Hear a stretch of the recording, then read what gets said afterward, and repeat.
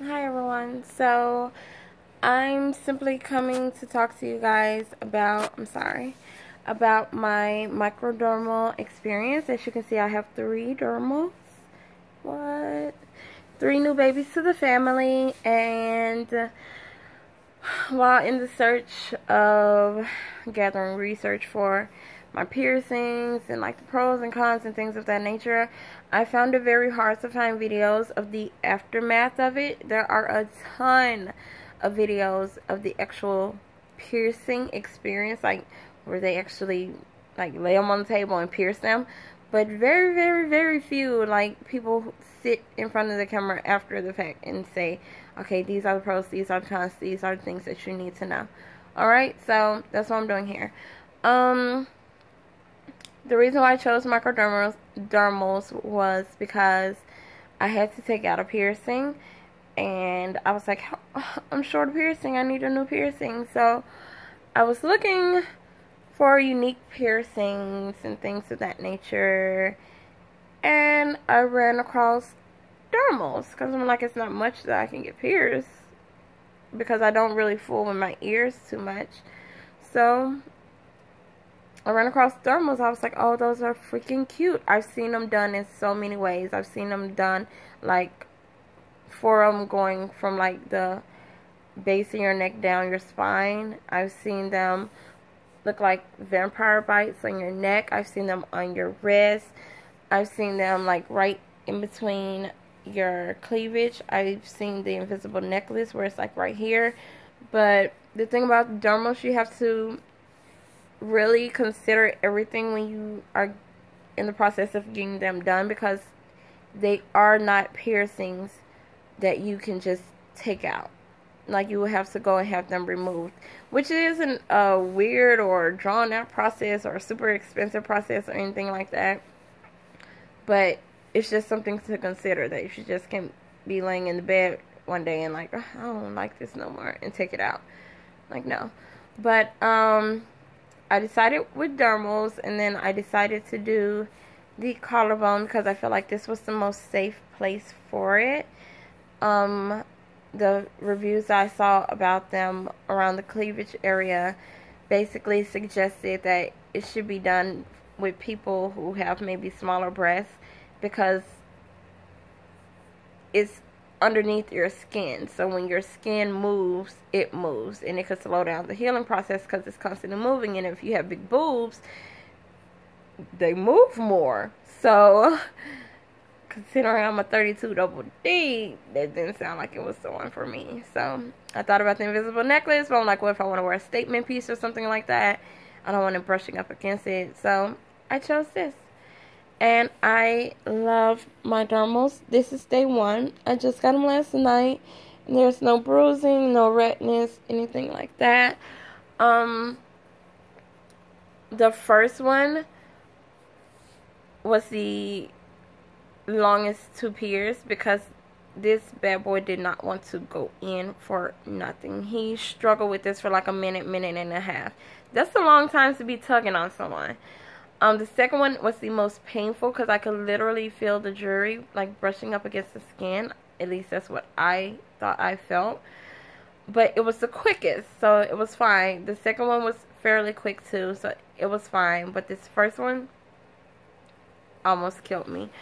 The pain is different. It's not like your typical in and out piercing, where it's like, take a deep breath, exhale, and then by the time you're done exhaling, the pain is gone, like you're good. This lingers. Like, the pain, 1, to get it in is a longer process. 2, the pain lingers longer. So, but I mean, I love it. I love my piercings. As far as pricing goes, I don't know about where you are, but where I am, the first place I went to, they charge $70 per dermal, minus $5 for every additional dermal. So your first one will be $70, but if you're getting like 3, the first one would have been $70 and the second 2 would have been $65. You get what I'm saying? So that was cool. But I have recently got my bottom navel pierced. So I was like, I wonder how much they would charge, because they were really clean and sterile, and it was like a real low-key place. It wasn't a lot of foot traffic, so I loved that. And I called them, and they were like, they charged $60 a piece. So that's what I did. So they were $60 a piece, which would have brought my total to $80. But the piercer said I took it like a champ so well. He was impressed. So instead of charging me $60 a piece, he only charged me $40 a piece. So it took my total from being $180 to $120. So I saved $60 for sucking it up and like taking it like a champ. So I was like, okay. He didn't even know it was my birthday, so it was like a birthday gift. So it was freaking awesome. The pain is, did I talk about the pain? The pain is different. The pain is very, very different. It hurt. It hurt. But the aftermath hurt more. Like on the ride home, like when I first went to the mirror to look at it, and I was like, okay, it's cool. It was hurting a little bit, and I joked, was like, oh, I've been shot in the shoulder. But it was cool.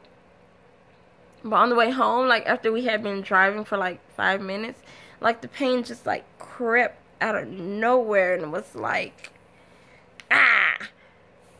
And every pothole, every dip, every turn, I could feel it. It was something serious, and it freaked me out because I never experienced aftermath like that. And I've had my nipples pierced, so I'm like, shit, I can get my nipples pierced, I can do anything.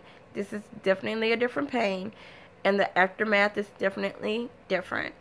When I do sleep, I sleep with these, which are band-aids. They're the jumbo band-aids, and I just lay it on top of all three, so I'm not tugging on it during the night or anything like that. And if you're like, will that interfere with your bra? No. Where I have darkened over time, I swear I'm clean. My skin has just darkened over time from bras. This is usually where my bra like lays on me, so this is perfect for me.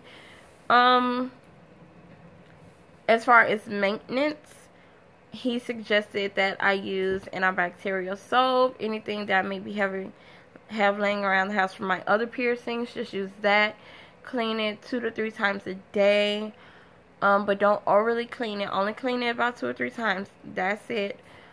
And that's basically it. When I first start the cleaning process, get a hot towel or a paper towel as hot as I can take it and lay it on there to break up the blood, the crusties, whatever may be on it, and then clean it with the antibacterial soap, and then rinse it off with cold water.